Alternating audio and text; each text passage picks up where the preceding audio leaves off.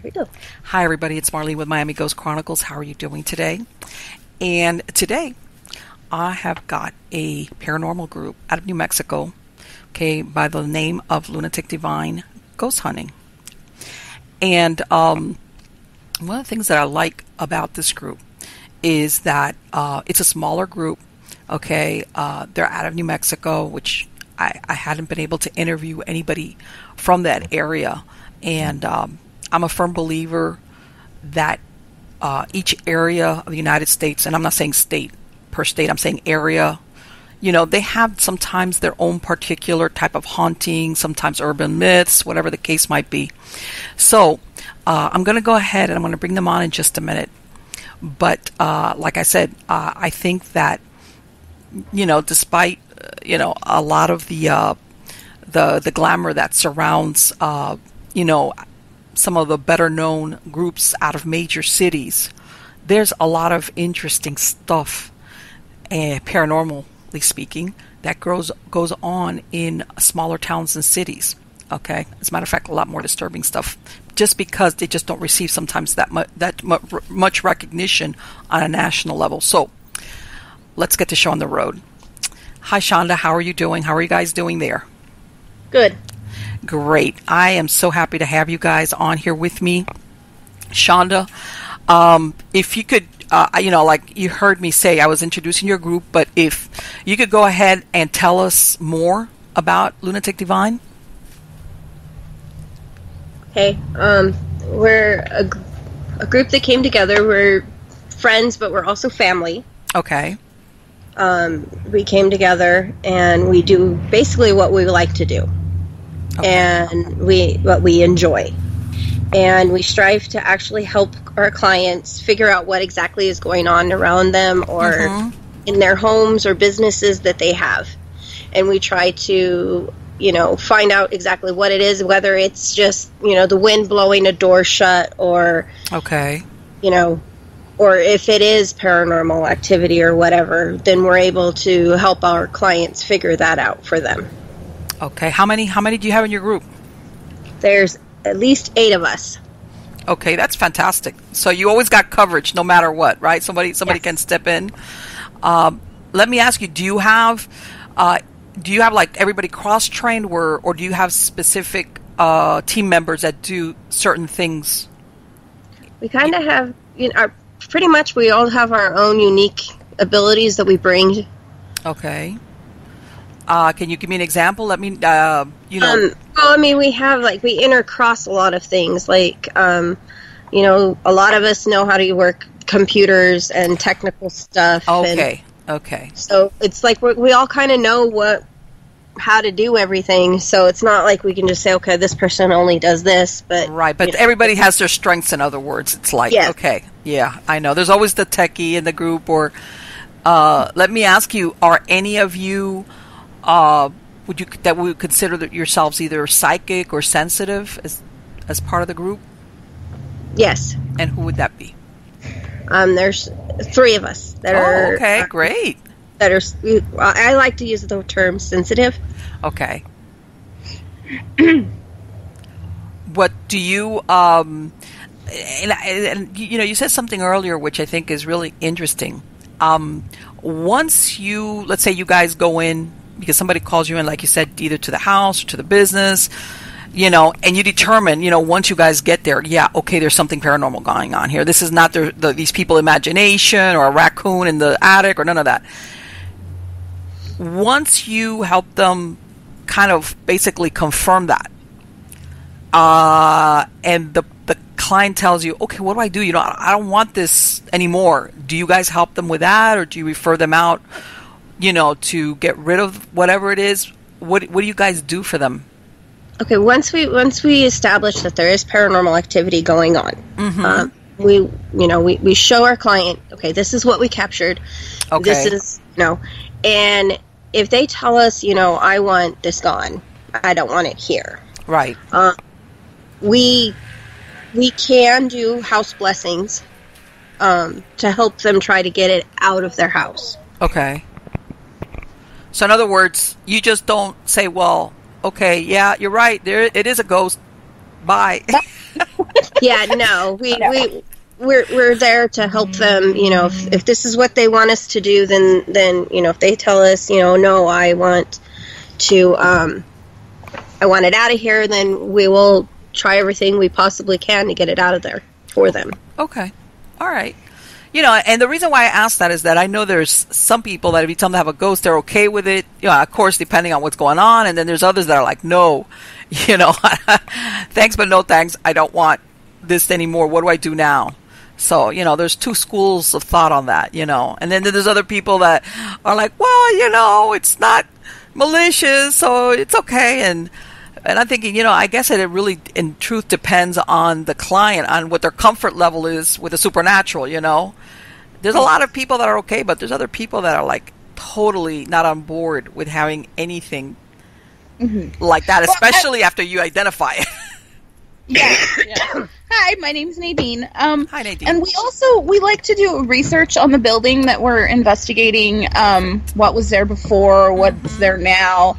And if the people don't want to do anything about their paranormal friends at the moment, we also have contacts that we can give them so they can call people or ask, hey, can you come get rid of this at a later date? And we always like to keep that information in case we ever get called if a new member or a new person moves into that building.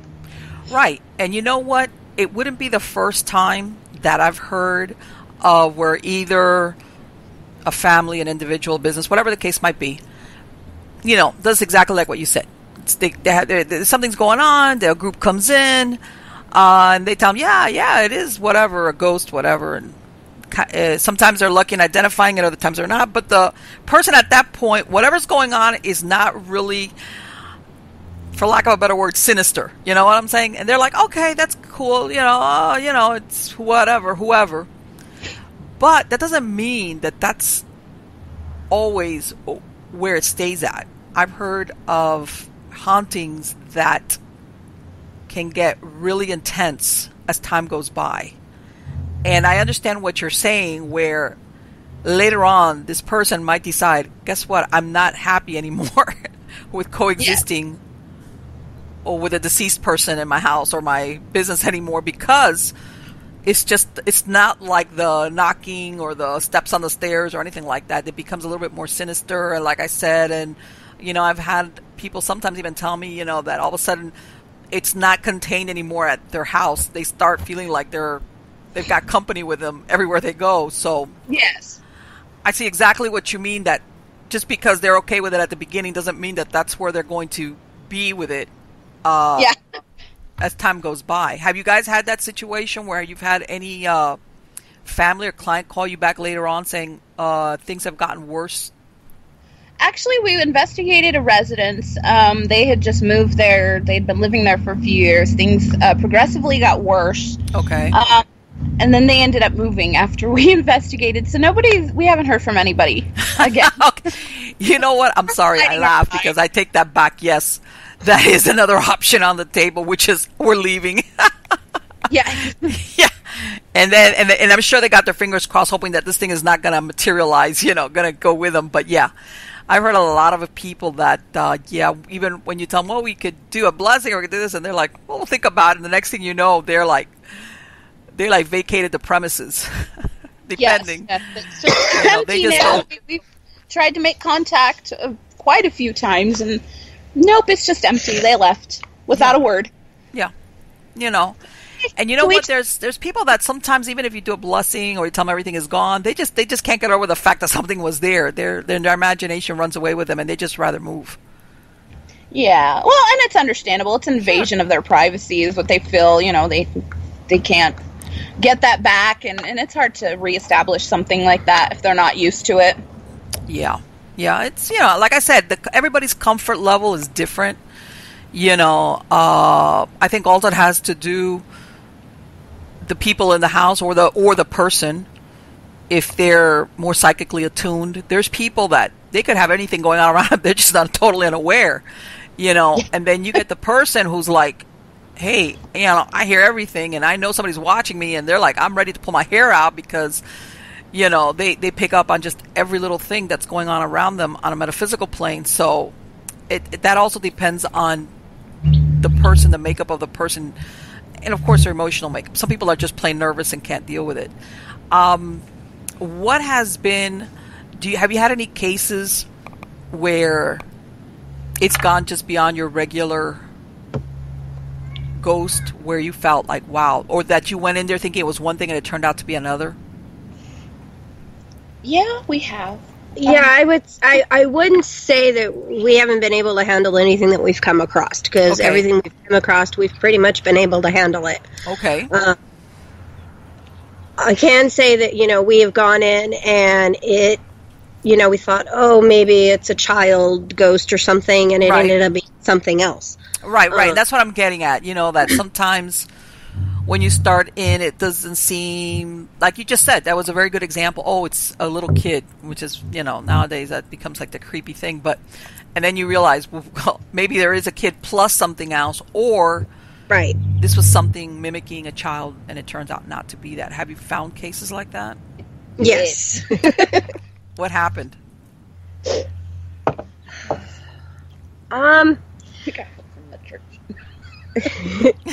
Well, we had one case where, we went in and, we thought, oh, it might be a little kid playing around and making noise, and it ended up being more than just the little kid.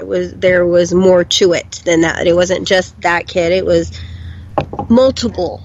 Oh. And then somebody, truth comes out, truth will set you free type situation. We found out they were dabbling in things they did not understand. Oh, there you go, God. You know how many times I've heard some version of that right there? Go ahead, keep going. Oh, no, I was done. Oh, no. And the reason why I say that is, I've been working with the paranormal as an investigator since the 90s. And that's one of the things I learned, that when you start interviewing family members or whatever, whatever the area, whoever's there,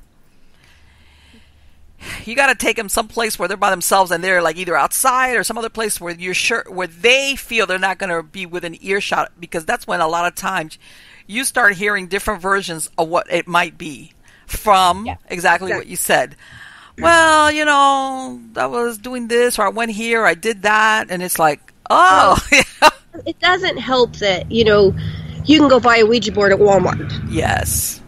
And if you don't know how to use it properly, or, the pros and the cons of it, you can conjure something that you may not be able to get rid of later. And that happens a lot. And it's, and you know what, I hate to say it because everybody thinks a Ouija board, it could be anything. It's, how can I say, it's, in my personal experience, it's not so much the Ouija board as in who's in the driver's seat. Okay, especially if it's somebody that thinks that they kind of really don't believe in it, and they're thinking, oh, let's put the pedal to the metal and see what we can conjure up. And then they get the big honking surprise of who comes knocking on the door. Like, you have the other people that aren't sure, they hear, oh, well, I heard you can summon this or you can summon that. They don't know what they're doing, and lo and behold, here you are. Now you've summoned something that you can't get rid of. Yeah, try putting that genie back in the bottle. Yeah, exactly. What cases have you? What have you seen? Have you seen anybody that's conjured any non-human entities? Oh yeah. What?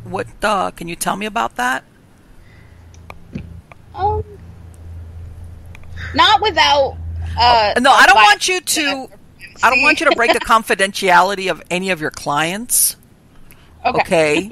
So, without betraying that, can you just, I don't want you to give names or locations if that's going to put you guys in a fix, but can you tell me when you did the investigation, what it was or what it turned out to be, if that's possible? I guess I'm here shooting in the dark. Is there any way for you to describe it without breaking confidentiality? Well, I can say we had in situations, best way to put it, of somebody that doubled in I would have to say, dabbled in magic because they thought that they knew what they were doing, and they summoned something into their home that they weren't ready to deal with. And it was to the point where they had noises, growling noises. They saw things they didn't want to see. Okay. Scratches. They, the whole 9 yards, it seemed like. And so we had to go in and figure it out, and we found out that, what they summoned was attached actually to them because they summoned it. Okay. And we had to get that out, which we were able to. Okay. So, right, and you made a very important distinction, which is when stuff like that happens, really, it's not the place as the person. Which means that if for any reason they would have gone and moved off to another location, they would have had the same problem. Yeah, and then you have the issues of you can go to a yard sale and you see something that you want and you buy it and you don't realize that there might be something attached to it. Oh boy, God! Could you tell me more about that? Because before I get on my soapbox, because yes. That's one of my things, because nowadays, everybody loves garage sale and eBay. I'm even going to throw in eBay under the bus. Well, eBay, curbside, eBay. You name it, thrift stores, and I was like, folks, exactly. You can get on eBay and buy haunted dolls that people claim are haunted, and they may very well be haunted. Or what is the really? Or I think the worst ones are the ones that you're unsuspecting about, and that they do come with a little extra, I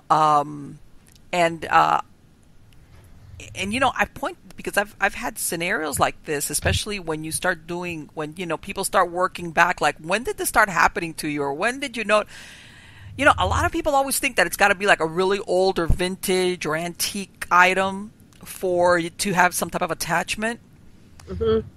And not necessarily. That doesn't always have to be the case. You could have something that could be newer, for lack of a better word, and you could still have something attached to it that, you innocently bring into your house, and then you're like, and when things start happening, you're like, where did this come from? And a lot of people fail to connect, one thing with the other. That, it was after you picked up that whatever or bought that whatever, and, that you put over there in the living room thinking, oh, it's so nice.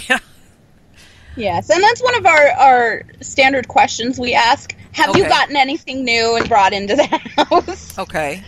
And that's very good, because, like I said, a lot of people, they miss that, when they're trying to figure out, what happened, how did this happen, or where did it come from. They fail to connect the dots on that part. Can you give me an example of any attachments or items that you guys, that when you went in there, that's how you what you guys figured out was the culprit, in other words? The only thing I can think of is the shoe. Yeah, the shoe. We investigated another residence, and they were doing some work underneath their house, and one of the children had found a shoe from, I think it was the 1800s. We timed it back to. Oh. And they brought it into the house, and it was just really strange, and that's when things started happening, and he didn't want to get rid of it. Then he started dabbling, and... all right. Okay. And if they don't want to help themselves, then it's going to continue. And, we made sure the parents understood that and everything, and the child kept the shoe. So... Okay. Yeah, well, you know what? All right. That's another thing. A lot of people think that, when you come in contact with these type of items with attachments, and sometimes it's not even an active attachment. It's just a feeling that comes with it, or that's part of whoever owned it previously. Yeah. Sometimes it takes a while. It works its way up by degrees. You know what I'm saying? And I'm going to give you an example. If you had an item that's got an attachment from somebody who was really, really depressed or had mental illness. This is just an example. A lot of people think, well, they think of Hollywood, the Hollywood version of things, like 72 hours later, you're ready to be admitted to an institution. It's like, no. Sometimes it could be 3 years later, and, after you start going through dips emotionally and maybe experiencing depressions that you're like, where did this come from? I've never had this. And and it could be a long, long time before you've got really the full-blown effect of whatever it was that, like you said, of that item. It's not like an overnight thing sometimes. That's why when you tell me that the child kept that shoe, it's like, okay. I'm sure. Is that one that you kept their number just in case they ever call you up again? Yes, we actually we still have all the information from the history we did on their property and everything. And if they call us again, we don't have a problem going back out there and helping them. Let me ask, do you have a lot of historical locations in the area where you're at? We actually do. Okay. There is a lot. What's the background on some of these locations? I mean, imagine there's Native American, and then there's everything that comes after that, or Spaniard, mining, military, railroad. Yeah, okay, you guys got the whole thing. Yeah, we got the whole spectrum. Okay, that's interesting. Let me ask, are you guys close then to what, a mine or a mining town, or were you guys a mining town? There is a mining town that's a couple hours away from us, and they for instance, an example would be like where we used to live, where we live now. Okay. Before the houses were here, it used to be the Indians were here, but then they had it as a mining camp. Oh, okay. And then it went into something else. Okay. And then they built houses in the 1950s here. Okay. And the reason why I specifically, I know that really, you could have anything. It doesn't necessarily, and the reason why I said that thing about the mining camp is that these mining camps could be really rough places. A lot of things happened in mining camps. You know, you had people coming from all over the place to work at them, and a lot of things happened, murders and prostitution, and it was like, that's why I specifically asked about that, because I've heard of a lot of hauntings attached to places where they had, even if, it's not there anymore, it's almost like the land is affected, so anybody that comes in there or builds on it also gets benefit of all that, of everything that happened there. Yes, and we have a lot of buildings that some used to be hospitals, others used to be barracks, and they're up and running businesses. So a lot of people hear voices or walking or marching or hospital monitors beeping that aren't there. Wow. So it's really interesting. Sure. Well, some of it could be residual, but there could be others that is not residual. Yeah. That it's like, okay, somebody's still here. Right. They're keeps toes. Well, hey, you know what? It wouldn't be the first time that you get people that you look at whether it's a building or a house and it's relatively new. When I say new, I mean like recent, and they're getting all these weird. And it's like, then when you what you said, when you research what was there before, it was like you could have had anything on there. Right. Yeah. And a lot of back in the 1800s and that, a lot of the ponds and rivers that they had here are now been formed into parks. Really? Yes. So it's, you never know what's going to happen at any place because you don't know what the history of that place is. Sure. Do you guys have any famous haunting there or ghost? Because I know some places have this whether it's an urban myth, or do you guys have anything like that, or any location that's like that? We do. We haven't personally, our group, gotten into investigating it yet. Usually when you type in, Belen, New Mexico hauntings, it's either the Luna Mansion, which is in Los Lunas, New Mexico, comes up a lot. Mm-hmm. They're named for the ghost on the stairs. La Llorona, the river, the Chupacabra. Oh, okay, you guys got your version. Yes.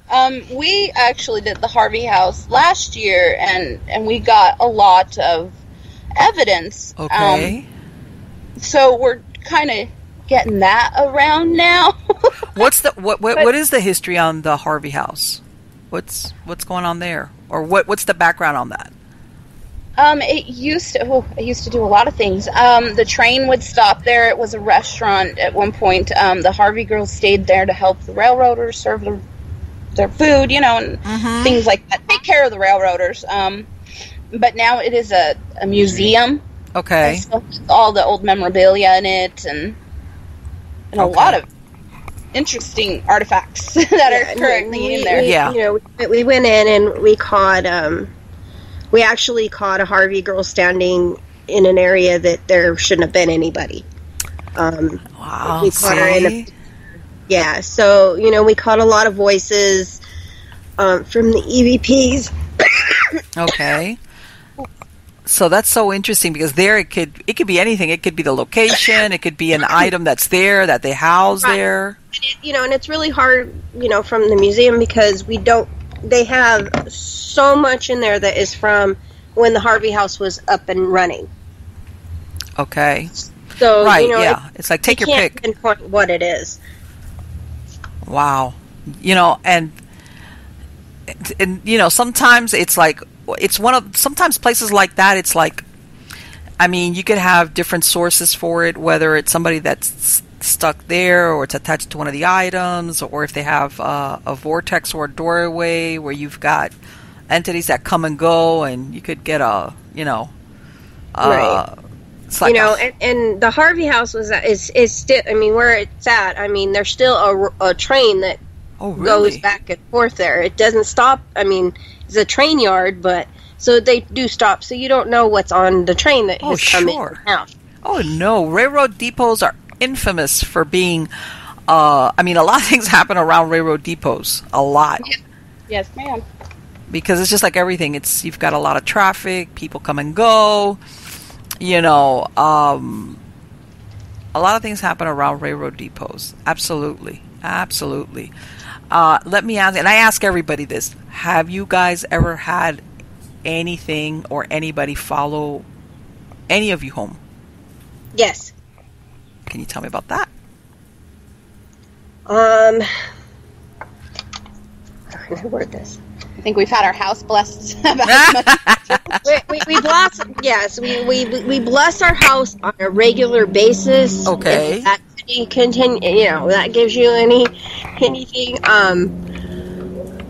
And is it because of something that's active there, or just as a precaution? It's precautions. Like, I could be honest. My house is haunted. My house is very haunted. Okay. I have more than one ghost in my house, and I have evidence to prove it. What's going on there?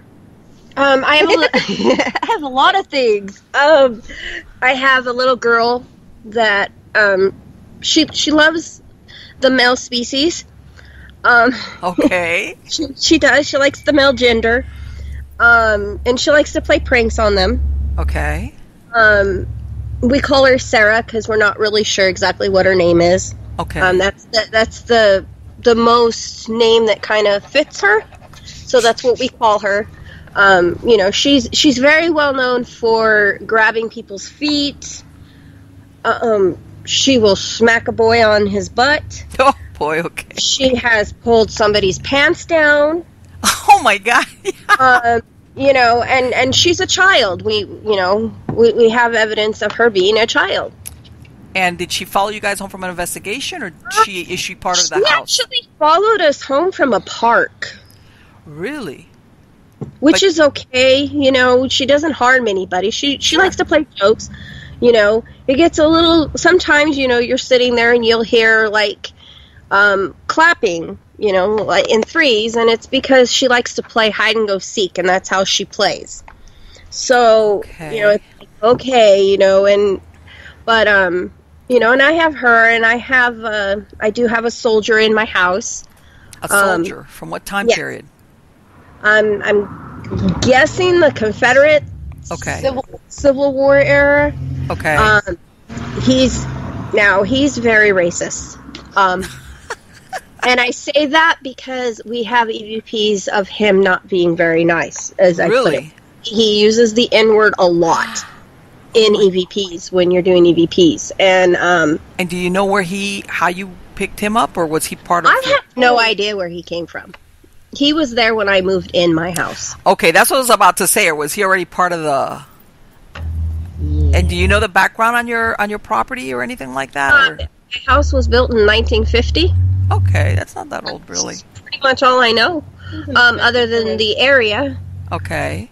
Oh yeah, and then I found out that people that lived in my house before I moved in had pentagrams everywhere and hex bags in the walls, and so they're all gone now. But you know, my house is bundles of fun.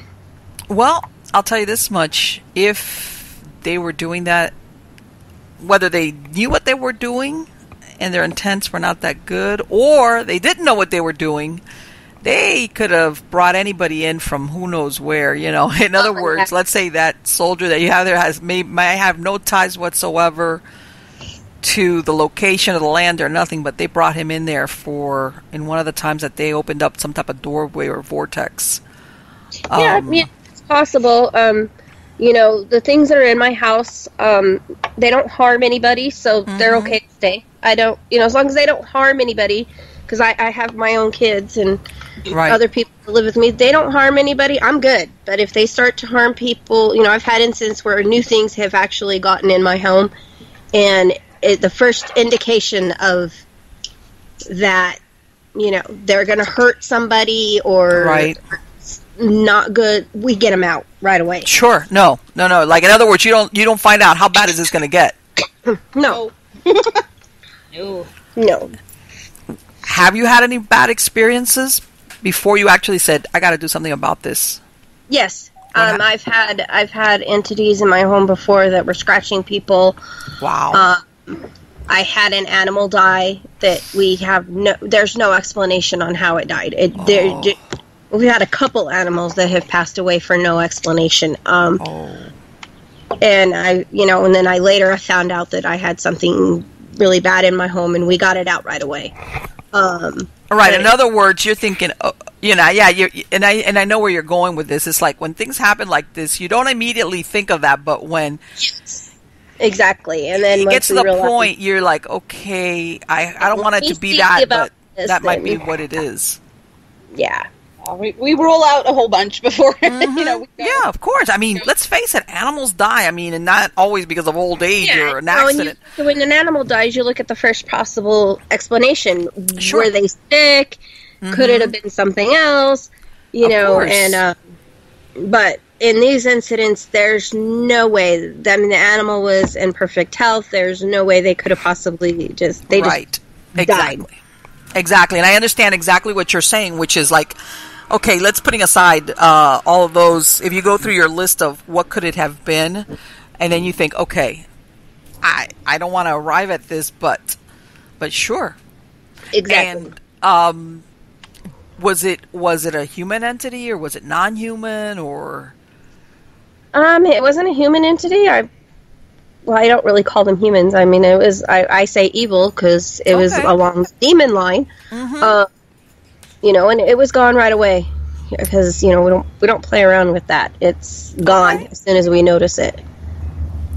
And you know what? That's really the you know, and you know what, Shonda? I'm glad you brought that up because, you know, a lot of I'm going to go by the shows because that's where you get most exposure to some of these cases that you see on TV or whatever. But in my own personal experience as well, I've run across this where people sometimes, when they find themselves in these situations, they kind of give up their personal power or their ownership of their homes so easily. It's like, oh my God, it's like, okay, well, like, what would you do with somebody, you know, if you had a guest or a visitor who's, kick them out, this is your place, hello? You know, like they're so scared and they just give up their dominance in the situation very easily, which basically what it does is it turns it the other way around, where all of a sudden, instead of the human person being in control, they're being run out by an entity, and it's like, are you kidding me? You know? So I think that sometimes you have to do something beyond, but I think that one of the biggest problems people have is that they act very helpless when they find themselves in these situations, and they kind of like, oh, well, what do I do? You know, a lot of that wringing of the hands thing, and it's like, what do you mean? What do you do? Is this your place? Is this your home? Is this your life? Do something, you know? And yeah, you see that a lot of people that they kind of like, they let, you know, apart from whether there is something there, their imagination also runs away with them, and their fear also escalates, and then of course, and the whole thing becomes a monumental mess for them, you know, personally or whatever, or they're in denial for a long time, and then by the time they actually calls anybody in for help, it's like, okay, you know, they're ready to be committed because they're like a nervous wreck. Yes. You know, things like that. And it's like, wow, man, why did you wait so long? Well, yeah, you get a list of different reasons. And let me ask you, when you have you had any experiences with how can I say it? Where, let's say you've gone into some place and you've done a cleansing and you've had a negative repercussion, well, I'm going to ask this because I always ask a lot of the groups here. Have you ever had experiences that basically whatever is at that location starts trying to mess with you guys even before you get there? In other words, tries to derail the investigation? Yes, actually we have. We were interested in a property because we're doing this really big, huge ghost investigation come August. Okay. And, you know, so we were scoping out places, you know, that we could possibly build it. We found one, and we finally were able to go and say, okay, this is the place we're going to do. And the city met us there, and we were trying to do a walkthrough, you know, so we can get the layout of the building, and we couldn't get in. They couldn't find the keys to the building. So we're like, okay, so we got a hold of another person that possibly could have had the keys. We called her, she met us there, we went over there, and we still couldn't get in. Her keys weren't working. So met her, we finally got in, and we did a walkthrough, and then we actually went and did a small investigation before we go in so we could find the hot spots for investigation in August. And our equipment started to fail. Wow. It was really bad. We lost. Yeah, it was like, what are the chances, huh? You know, so at least now we know when we go in for this investigation in August, we need lots of batteries. So, you know, we know what to prepare for because it was a mess. We had a lot of malfunctions, and it was, so I know it kind of gives you a heads up that there is something there, right? Yeah. Yeah. And you know what? A lot of people don't realize that sometimes even before you even know that you might be called in a case, you start getting things happening, and it's because whatever is at that location is ahead of the curve and starts messing with you even before you might even know about that you are going to do. You know, and then of course later on, you know, you kind of like in hindsight you realize, hey, you know what? like a week before I went out there, or I got that email, or I got that call. Guess what? Now I realize why I started hearing or experiencing that weird stuff, and it's because a lot of times they start messing with you.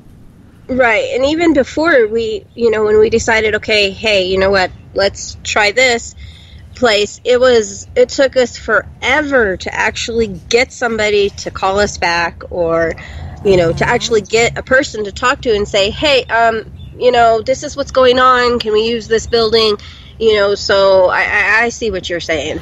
Right, that all of a sudden it's like, okay, they're throwing interference every which way they can.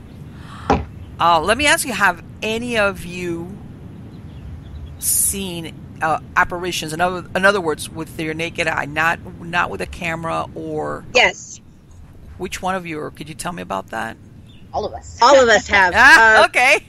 All of us have, yeah, and our children have. I have two small children, and they've seen stuff, and I've seen it, and like, nope, we've had it cleansed, we've had it blessed by what is it that's been seen? Bishops, and the man in the black hat is what they called him. Oh, you got a black hat guy? Yes. Oh. It's to the point where we cannot have anything reflective in my children's rooms because they're so scared. So we've had it blessed by two different priests, a bishop, and cleansed and re-blessed. Wow. Everything that comes in is prayed over. Yes. And it's in that room in particular? It was, yes. It was. Now. Wow. And let me ask you, was there a triggering event or anything that's when it started being seen, or what? I can't really... Or you just don't, all of a sudden your kids started seeing it? Yeah, as they got older and were able to talk a little bit. Okay. That's why he's man black hat. Wow. And they don't remember now, thank God. But that's good. It's scary when your children are so scared to sleep, and you have to learn how to fight these things. And it's just, yeah, my kids used to see. They called it the old lady that had white hair, and it ended up being an old man. Holy crap! Another person that lives with me. He's seen a child that. Has ran a little boy that has literally ran across his, the foot of his bed, and it kind of freaked him out a little bit. And then we were able to capture that entity on a camera. The little kid? Yeah, the little boy. And, we see these things a lot. I know another investigator saw somebody walking that was handcuffed and chained, like they were in prison. We've seen entities walking upstairs, downstairs. So, yeah, we've seen them. So let me ask you something. I'm going to go back to the beginning. That's interesting, that one that you said that you thought it was an old lady and it turned out to be an old man. Why? Because it had long hair, or what? My kids were little at the time. Okay. So it was really hard for them to distinguish if it was a male or female. Okay. They just saw the long hair. Mm-hmm. And digging more into it, I found out that the house that we lived in, that was in one of their great uncles. They ended up actually having a picture of him, and my kids were like, "Yeah, that's him. That's the lady." And I was like, "That's male." Wow. So, we were able to establish, yep, that's what you were seeing. Isn't that great validation, though? When your kids, all of a sudden, it's like, yeah, that's what we're seeing. It's like, yeah. And what's really interesting is, like what you said, they're children, and they're thinking it's a woman because they're calling it by what they think it is. Mm-hmm. And not all the things that are seen are malicious or bad. Sometimes it's something, or sorry, somebody's trying to. Okay. Yeah. Sometimes it's not bad. Sometimes it's comforting or peaceful or protective. Okay. I went walking to a house late 2, 3 in the morning, mind you, to my husband now. I went walking to his house at 2 in the morning from a long distance away. Okay. I got there afraid to knock on the door, and I saw an elder gentleman on the balcony telling me, okay, come on, motioning me to come knock at the door, and it was okay. After we got married, we were going through photo albums, and I saw this man. I was like, well, that's the guy I saw that night, 5 years ago. And they tell me that it was his grandfather who had passed when his mother was 10. What? So this guy had been dead for quite a while then? Yes, and it was just, I was going to walk away. I was scared to walk away from the house, but he kept, come on, just knock at the door. It's okay. And had he lived there at that house? Had they been there that long? No, he hadn't lived at that house. So he was going with his family all over the place, huh? Yes. He was touring with the family? Yes, he was following the family, which for me was good because only God knows what would have happened if I had walked away. Well, and you know what's really funny also? That it sounds like he looked very solid because you mistook him for a real person. Yes, I did. I really did. Wow. And it shocked us all when I told them, okay, this is the guy I saw. And they're like, Granted, yeah? older, How's that? His poor And mom had they seen him, or was it just you? It was just me. Nobody else saw him. I thought, okay, he went inside, went to sleep. 3 in the morning. Wow. So, yeah, there you go. He was like telling you, yeah, come in. He probably knew ahead of time you were going to be part of the family. Yes. Hey. Yeah. We get those peaceful sightings. And at least he wasn't trying to scare you away, right? Right. And it wasn't a scary, eerie feeling. It was just, a calm, protective. Yeah, and I know what you mean. Sometimes it has a lot to do with how you feel. It's not just what you see, it's how you feel. Mm-hmm. That makes you either feel like it's okay or I need to find the nearest exit and get out of here. Yes. Yes. Yeah. So all of you then have seen some version of a full body apparition, which is fantastic. Do you guys have any historical cemeteries in that area at all? Yes. What's the name of the cemetery out there? We have the Our Lady of Belen Catholic Church Cemetery. The cemetery is actually moved behind the church now. When it was first established, the cemetery was in the front. Okay. Now they're just empty lots, and then the rest of it is businesses. Okay. Haven't gotten a whole lot of stories about them. It's a real calm, peaceful feeling again.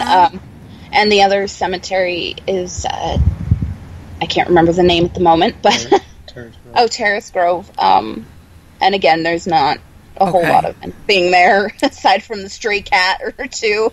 Okay. Let me ask you, do you guys have any areas out there with what I call unofficial graveyards where at some point in time they were burying people or, that wasn't just because sometimes, when towns are really young and they just like, hey, we need to bury these people. And they make like an unofficial graveyard. And then, as time goes by, especially if they were, using any of the wooden, wooden crosses instead of like something etched, people kind of forget that there was something out there. And we're currently researching further into the past of our town. Okay. So we're still trying to pinpoint those. There's a lot of stories going around, and we do know there's a lot of family, like privately owned grave sites, and so to. Yeah, I know what you're saying. That information is no, and you know what? Because a lot of people think when you got a town that's either and I'm talking a few years back, obviously, but when it's new, or if let's say in some cases when you get, and I know that's not the case with you guys, but mine towns just when people and before everything catches up, like embalmers and funeral homes and things like that, sometimes there's unofficial graveyards that are made up where they got to put the dead somewhere, Yes, yeah. And I've heard of stuff like that. The mass graves, I believe they were called. Yeah, exactly. It's just trying to get the correct spot, because a lot of our information was damaged when our town flooded, and all the information was kept at the church. So a lot of it from the past is now passed down generation through generation. Right. Yeah. Okay. So it's an oral. Now, we had no then and now. If we would have asked our grandparents more. So basically, you got to track somebody down who's been around long enough to. When was it that flood occurred? Oh my goodness. In the 30s. I believe the 30s. I could be wrong on the date. No, believe me, I understand where, what you're saying, My parents were young. Right. They keep these records, like in one place, and a lot of times it wasn't always a government building, on the 6th floor. Mm-hmm. A lot of times, especially back in those times, they were kept like at churches and things like that, or in the basements of the church. Yes, it's yeah, and it's tough, but we're getting there. Yeah, of course. Well, that's what the R word is all about. It's called research, and you know what? Yeah.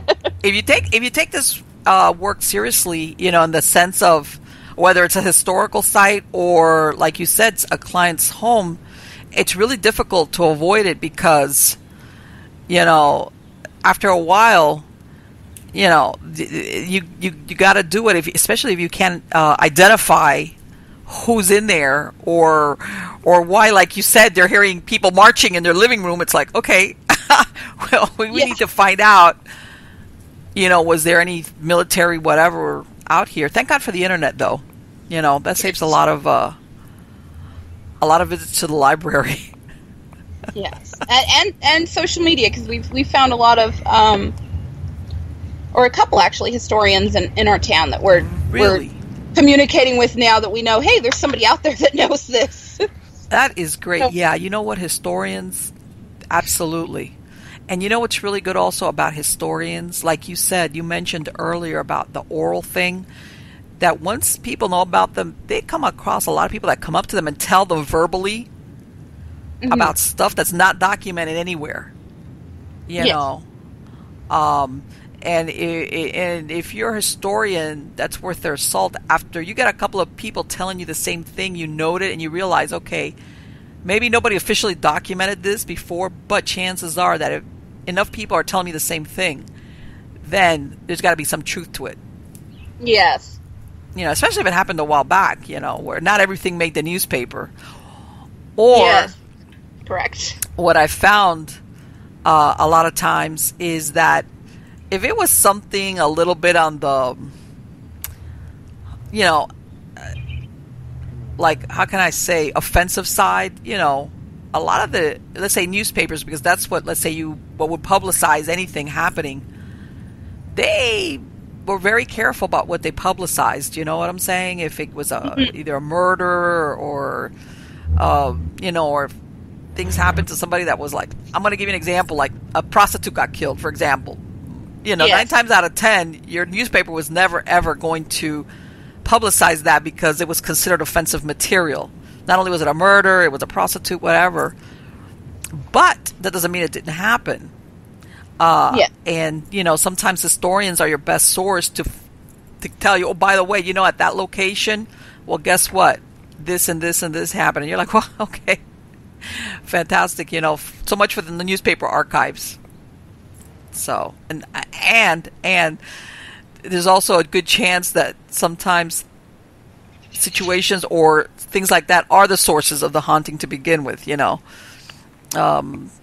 that, and I tell people, there's a lot of hauntings that start because of people that are done away with nobody knowing what happened to them, or that they got buried out in the middle of nowhere, or the family thinks, oh, they disappeared, and no, they didn't disappear per se in the sense of that they left. Something happened to them, something, something where they were done away with, and sometimes this is what causes, a person's spirit to be earthbound, and you could go look high and low for a reference to it, and nobody documented it, and then, of course, that's hopefully maybe you might have a historian who will tell you, well, you know what, I've heard every once in a while somebody mentioned that so and so this happened or whatever the case might be. And I think not all the ghosts are instantly recognizable because they were the ones that used to live, let's say, at a certain place. You always get what I call the unknowns, who for whatever reason are making an appearance there. So anyway, you guys sound like you've got this investigation coming up now in August. Okay. Yes. And is that, it sounded like, what, is it a historical site or a place? Because it sounds like you need to get access to it. Yes, the building itself was built in 1936, and it went on to about 1938. All right. Basically, and it was the old city hall that they had, and it's one of the very few places here that were made out of adobe. Okay. So it is a historical site for one of the many in Belen, but it is one of them. Okay. Fire department. It did a lot of things. Okay, when you said the old city hall, I take it that's not the city hall anymore then? No, they actually built a new one, and this is like down the street from the new city hall. And they had everything. They had the fire department there. They had the jail there. They had a courthouse there. Oh, wow. So it was everything in one. Okay. Yeah, you get a lot of drama going on in places like that. Pretty much. Yeah. There's a very good chance that something's going on there, and especially with all the trouble you had trying to just even get in there to take a look-see. Yeah, it sounds like there's somebody doesn't want you guys poking your nose in there and exposing them. So that sounds like a really interesting place. Right. And let me ask you, how do you guys just work? If anybody calls you for an investigation, or let's say to get rid of something in their home, do you guys only work within the area of Belen, or do you guys go further out? As word of us gets out more, okay, I don't see we would have a problem going to a different location if we have the logistics are there and our books are agreeing with us at the time. Okay. Now, let me ask you, I know I hear you have a guy there who's been really, really quiet. Yes, I can hear him in the background. What's his name? I'm Chris. Hi, Chris. How are you doing? So, Chris, I want to hear from you. What experiences have you had? Or are you one of the... A lot of the experiences I have, my wife and I share together. I'm married to Nadine, so okay. A lot of things that we experience is kind of even before we became part of the team. Okay. We were our own team, pretty much. Hey, that's how a lot of people start out that way. Experience. So, you know what? And don't get me wrong, because I've learned that a lot of people don't realize how important. And girls, I'm going to say this. I it's not a sexist thing, but when you have guys, whether they're a husband, boyfriend, whatever, in a team, that's really important depending on where you go, because believe it or not, physical safety for a ghost team is very important.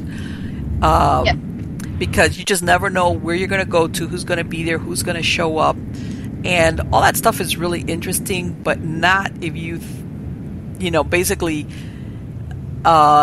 you need to have somebody that's going to be there in case something does happen, or somebody or the situation becomes, I don't want to be dramatic, but unsafe, and it's like, oh yes, you got muscle, things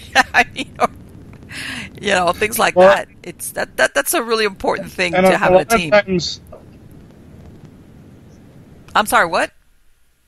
A lot of the times, what we find helpful too is the girls on the team take more caring kind of approach to investigating, calling out spirits and stuff like that. And a lot of times, some things that we come across when it comes to more malevolent spirits or demons or whatever you want to call them,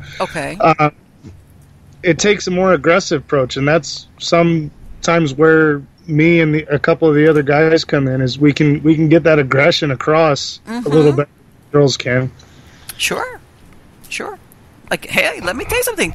You guys mentioned way at the beginning where, you have spirits that are partial to one sex or the other, or they don't get along well with one sex or the other. Depends. As funny as that sounds, let's say you go into a place and you've got one spirit who likes guys. It's a woman spirit, and you could be a lady and you could go in there and she's going to ignore you, but you bring in a guy and she's like all ready to communicate and tell you whatever you want to hear, and she comes across on an EVP. So absolutely, yeah. That switching out people is very important, and so now that you mentioned that, do you guys, like what you said, if you've got maybe something that's a little bit on the malevolent side, how do you guys handle it? Do you or do you guys do any type of provocation when you go into any of these locations? A lot of times when we get into a place and the homeowners or the business owners, whatever it is, they tell us, a lot of times when there's aggressive activity in the business or in the home, people fighting in the home or, whatever it is. Okay. A lot of times we use that. So, like with me personally, I've gone in and I've directed it towards the spirits. Okay.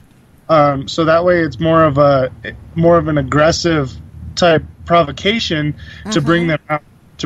And that way it's not just, oh well, this is what we've been told, but we're not going to go that well. We take it directly to the spirits instead of just arguing, with each other or whatever it is. Right.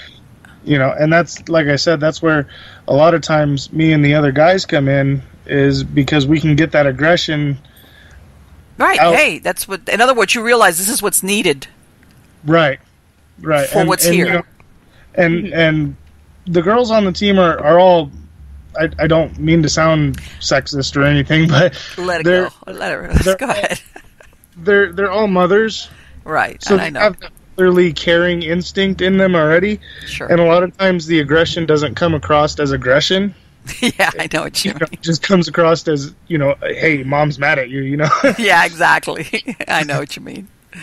Yeah. So a lot of times me and a couple of the other guys, we'll just go in and we'll just start aggressively provoking whatever's in there just to try and get a response that way as well. Right.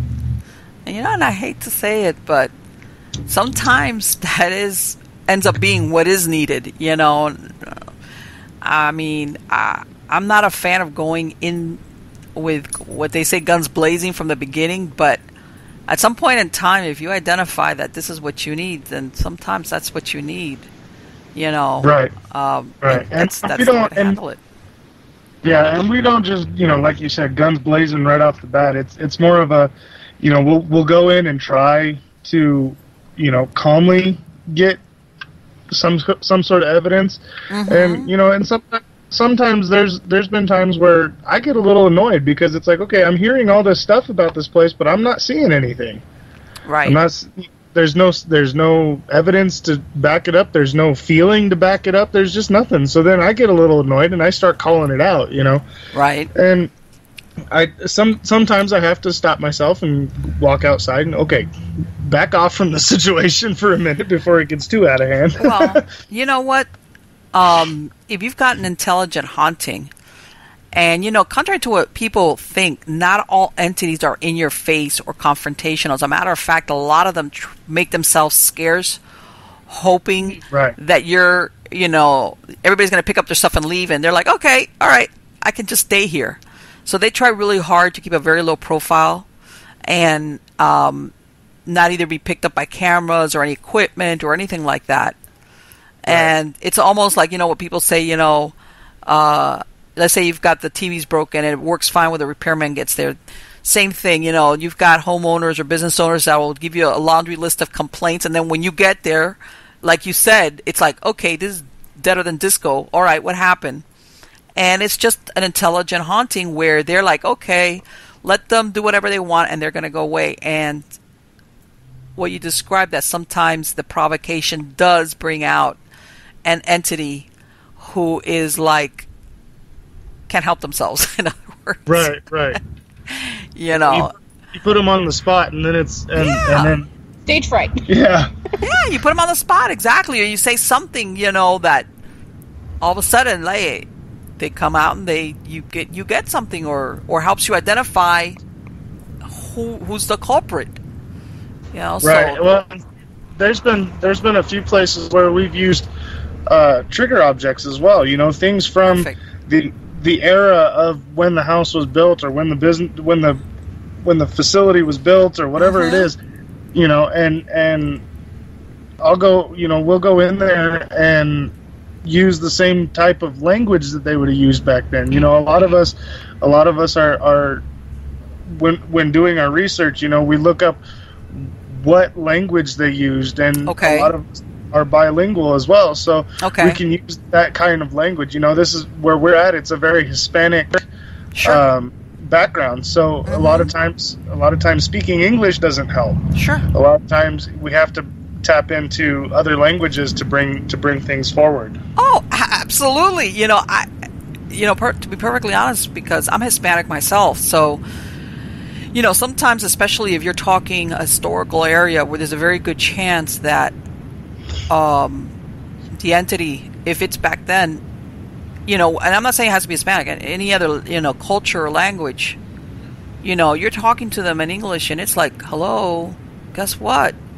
You're not going to get anything, because to them, you're sounding like, wah, wah, wah, wah, wah, wah. You know, it's like, hello, you know, you're going to have to try to make some effort, if you narrow down that's what you think is there, to communicate with it, and you'd be surprised. You change the language, and whereas before you were getting nothing, all of a sudden everything picks up, because it's like, okay, and you realize, okay, now I know why before it was like no, but nothing was happening here, or you weren't getting any responses, or what happens where the EVP is not really unintelligible, it's just that it's in a different language, you know, and sometimes, you know, you get people, some paranormal groups that totally drop the ball on this, you know,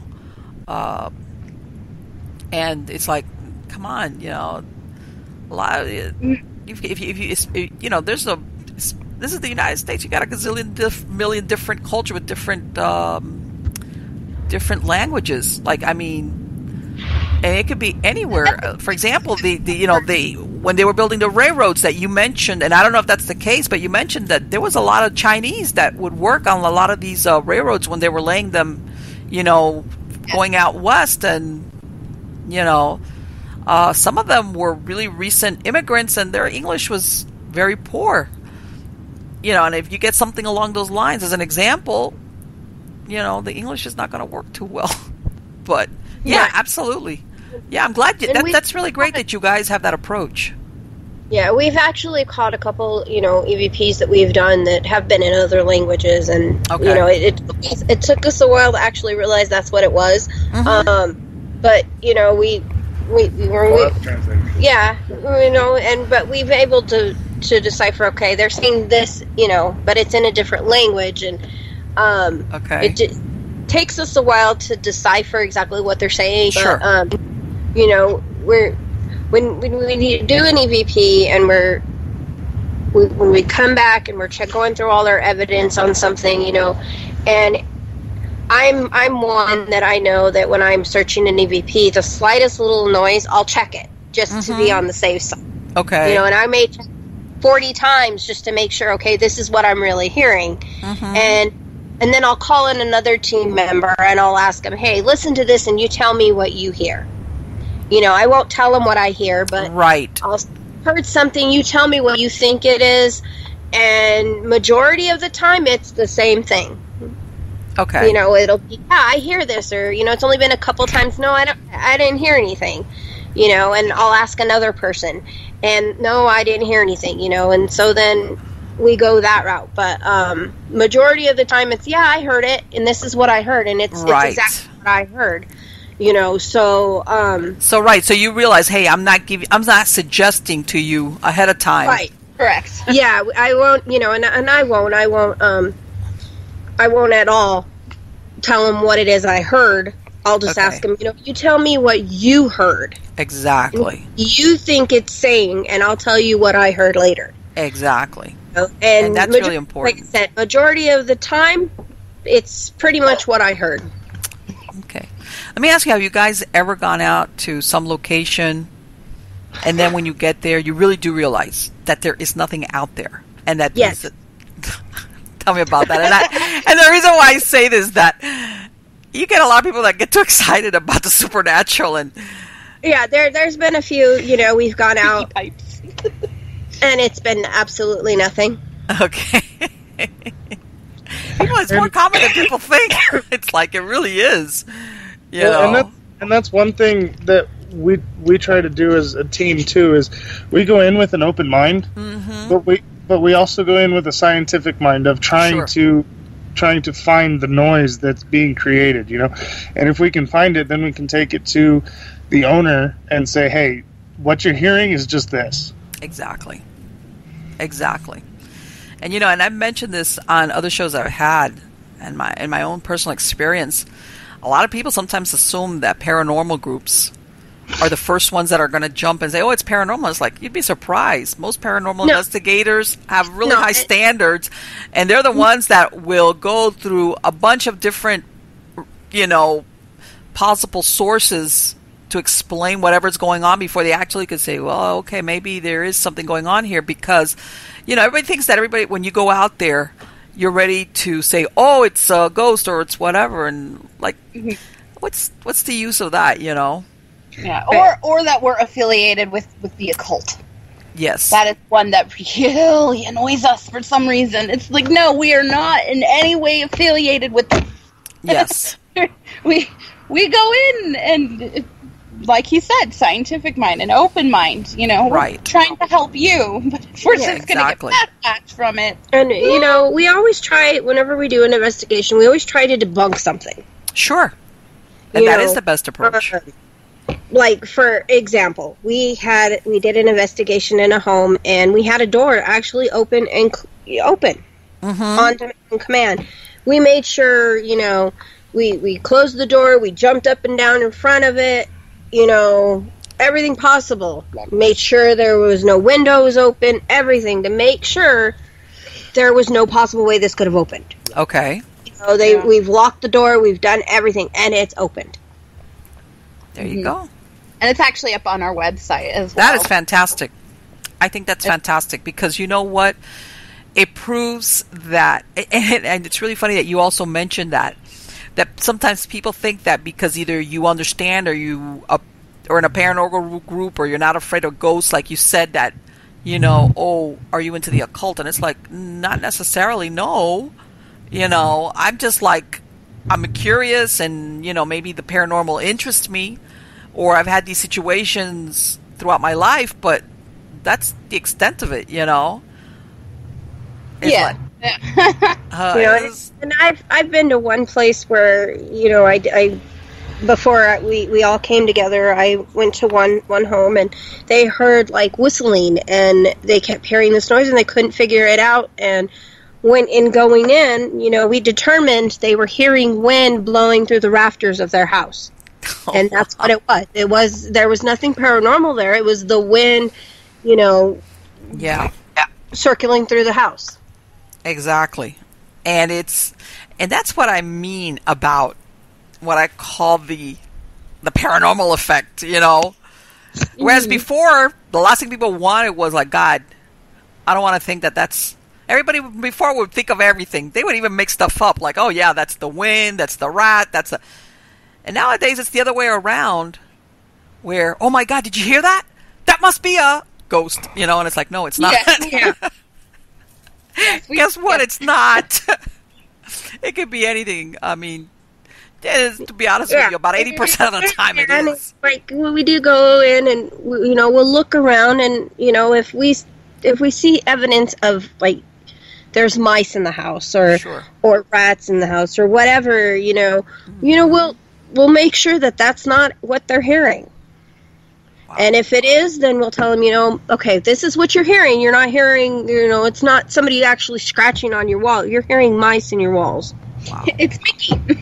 Yeah. And then, and then they know what to do, to call an exterminator, whatever it is. Exterminator out here. We're not going to help you on this one. Yeah. So. Let me ask you, have you guys ever had a location where you went to, identified there was something there, but the person or the family, whatever, they just said, okay, they moved away, and you get another set of people in there, and you guys get called up, and you're like, oh, yeah, we know about that place. Have you ever had that experience? Not yet. Not yet? Because I'd be curious, when you get people that, it's like, okay, whatever was there is still there. Okay. I think there's this one house that they don't live there anymore. It's up for sale. Okay. And, we might get called on that house, but we have all the we have pretty much everything about the house and everything. So if we do get called, we can say, okay, this is what's going on. Yeah, and you know what? and it's I remember a really long time ago. I got somebody that sent me some information about a house out here, and they were giving me all this background on it because it just so happened that one of their parents was a real estate agent. And, real estate agents get a lot of dirt on stuff, So they're telling me, that house that, had a drug dealer had lived there and he had died or got killed and they had gone through a bunch of people. And he's telling me, yeah, and nobody, whoever owns this house, which, by the way, was in a really nice neighborhood, or still is a nice neighborhood, still there. It just turns over. It's, and I was like, yeah, let me check it out. They told me where it was at. And sure enough, when I go out there, it's got a for sale sign up. I was like, oh, there you go. And that's I find is also gives you a good heads up whether anybody's ever looked for help is when you see what looks to be a really nice house or a really nice property, and it just has a revolving door of owners or renters. We've actually seen that a lot around here, but it's really hard to say that what's going on in there is paranormal. Mm-hmm. It could very well be something else because we haven't been able to go in there and investigate. But there is a lot of houses around here that have had multiple owners within the year. Exactly, and you're like, okay, of course. Of course you're going to have people that move in and out. That's the norm. But when you start seeing certain properties that are always like, man, every time I go by, it's got a for sale sign, or every time I go by, it's got a for rent sign, without, like you said, having actually gone in there to do an investigation, normally 9 times out of 10, that is your first heads up that there's something, even if the people there, and you know what, and that's one of the things I've noticed, sometimes it doesn't necessarily have to be what I call in-your-face hauntings. It's just the feeling you get when you're there, and some places just make you feel uncomfortable or bad, or I've had people that tell me, I always feel like I'm being watched. I didn't really never heard anything or I never saw anything, but I always felt like I was being watched. Like everywhere I went, I was being watched. And after a while, that can really like wig you out totally.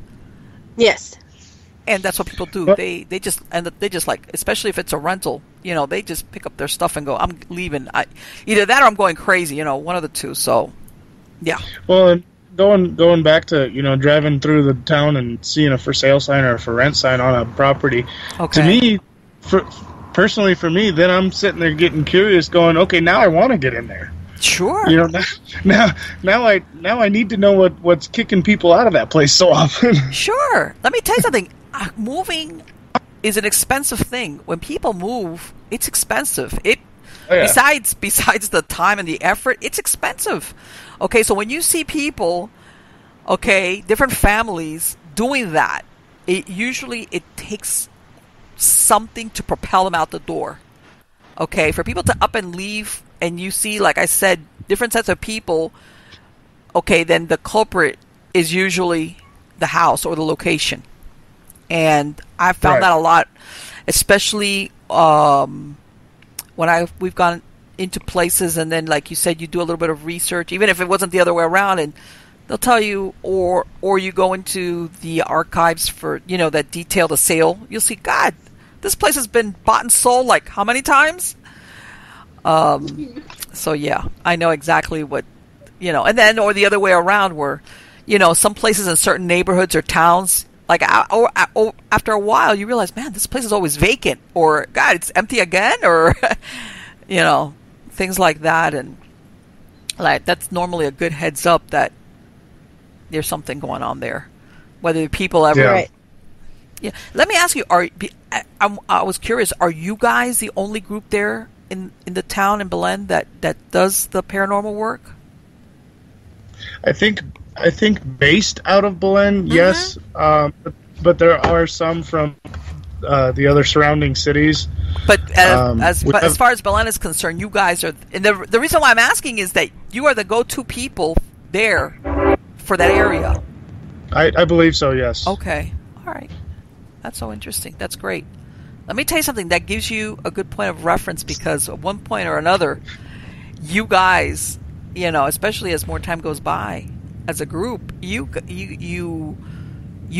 start developing a history of reference of places and locations and stories and people and things like that, where if you ever get somebody come to you, you go, oh, that place? Yeah, I know exactly what you're talking about. Or, yeah, we've heard of that. Yeah. Well, and one thing that we've been talking about, too, is also with, like, the big TV names, Ghost Adventures, right. Taps, Ghost Hunters, all that. Yeah. There's been a few times where a couple of their members or their researchers have reached out to us for a location in and around Belen. Okay. And it's like, okay, cool. Now, possibly we can get national recognition. Sure. Because they may want to know information that we have. Well, yeah. What happens is, and this is what I say, you guys become the experts in the area. For lack of a better word, you are the ones that, after a while, have done all the legwork. Okay?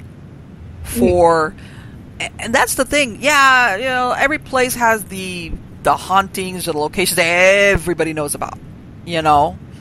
But, especially after a while that some of these locations, everybody and their cousins, mother, whatever, has done it, they start looking for fresh stuff.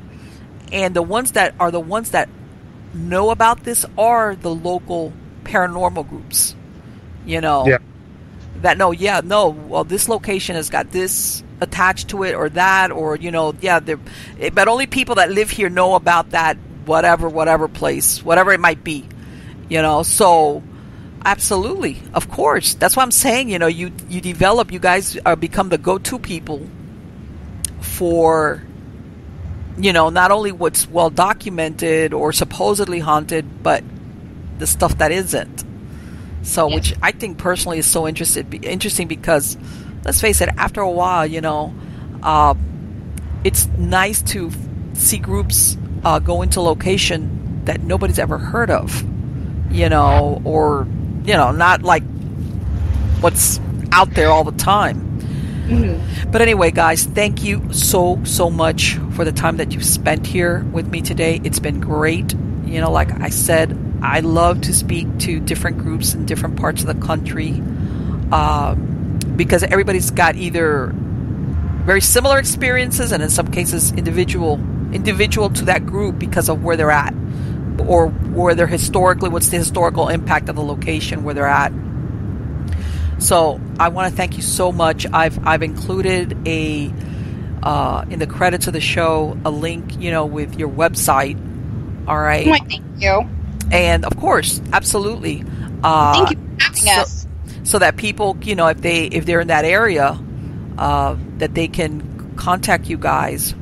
Or, and you know what, and I'm going to mention this, and that's also why I asked, you will get people that, even if they're not there, they might have had their local group go out to where they're at, and they really weren't happy with the results, and they want to bring in a totally different group to come in and help them out with what's going on with whatever it is. Yeah. So, and they look far afield than you know, what's there, or you get a lot of groups that go in there and they'll tell you, oh yeah, you got so and so, and that's it. They're out of there, and then they're like, but what do I do now? And you mentioned that you guys will help somebody out if they need. And I'm going to use the word intervention because that's really what these people think it is when they're like, okay, now what? I don't want to move, or I can't move.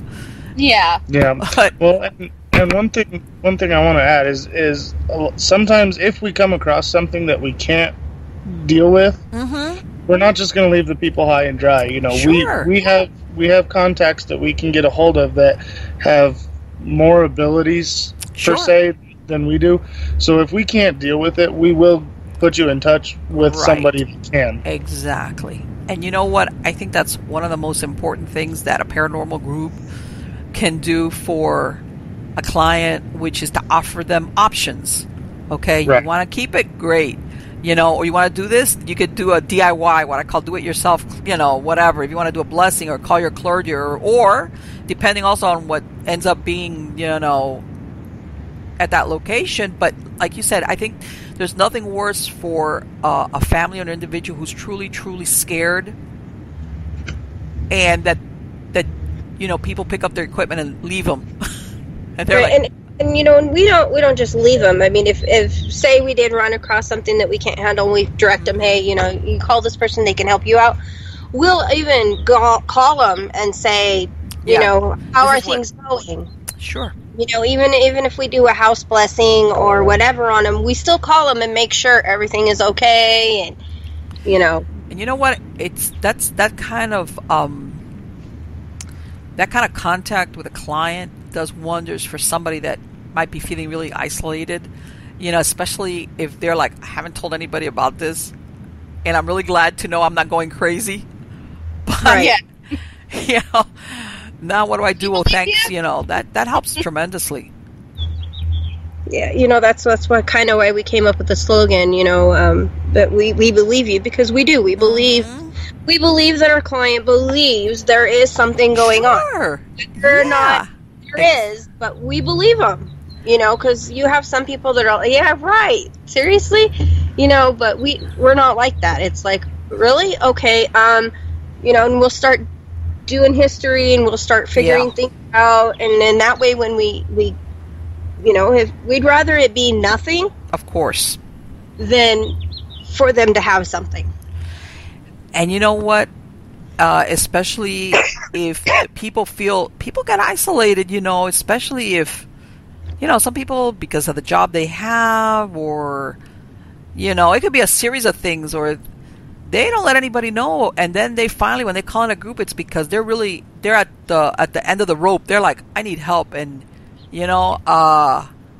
and one of two things, like you said, either you disprove it, you debunk it, and it's like, okay, you know what, it's that big tree outside that's scratching your window that's making the noise, or no, it is, but look, we're not going to leave you high and dry. We got options for you, and that's, let me tell you something, that's very valuable when it comes to basically doing this type of work. But anyway, guys, again, thank you so much for all your time. It was fantastic to bring you guys on, and I wish you the best of luck. I will visit your website every once in a while, and maybe especially after August, and see what happens with that investigation, because that sounds like a really interesting place, especially if they were trying to sabotage even you guys going in there.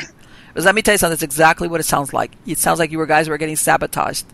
So, yeah, chances are that once you guys go in there, you're probably going to find a lot of interesting evidence, once you go through there. So, Ken, guys, thank you so much for all your time. It was fantastic. Thank you for having us. Absolutely.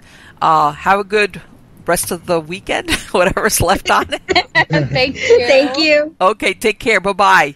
You too. Bye-bye.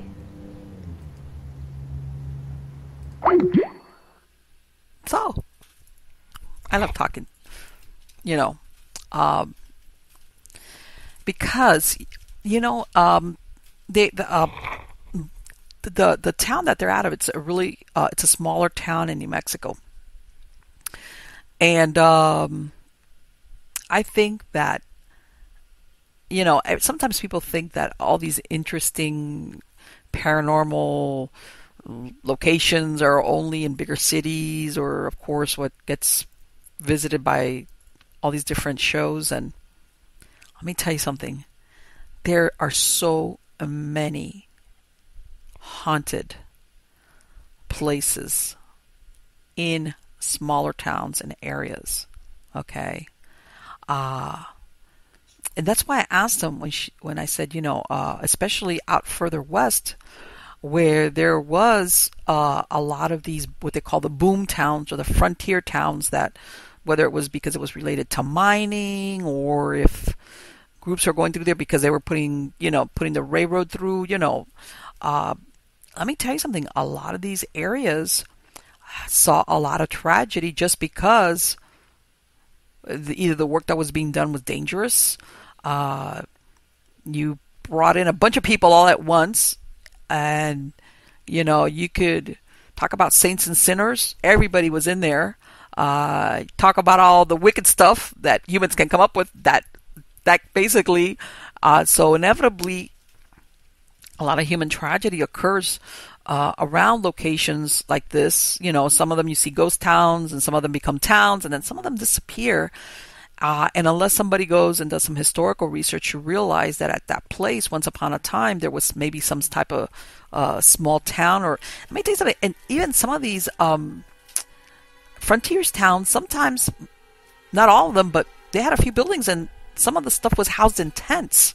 Okay, and then of course, whatever was drawing the people there, it either stopped, whether it was mining or it moved on, and you have little or no evidence of what happened there. But even if it was a couple of years, you'd be a lot of things, and then you'll get people that will have experiences out there. That's I could see that where they're at. It's like it'd be like a treasure trove of interesting locations, besides the obvious historical places. But anyway, guys, I hope you like this show. I love producing it for you. Okay, and I'm hoping you're going to come back every Friday at 7 p.m. Eastern Standard Time to see all the other shows that I've got for Stories of the Supernatural. I've got a lot of interesting stuff coming up, a lot of interesting guests. I'm also doing a lot of things in the field. Plus, in the meantime, I'm writing a book. I mean, never a dull moment. I'm telling you. So anyway, guys, please, I hope to see you guys, and subscribe to my channel. Hit the little bell so you get notified if I ever, whenever I release the shows, and hit the like button. Come on, guys, hit the like buttons. Take care. Have a great Sunday.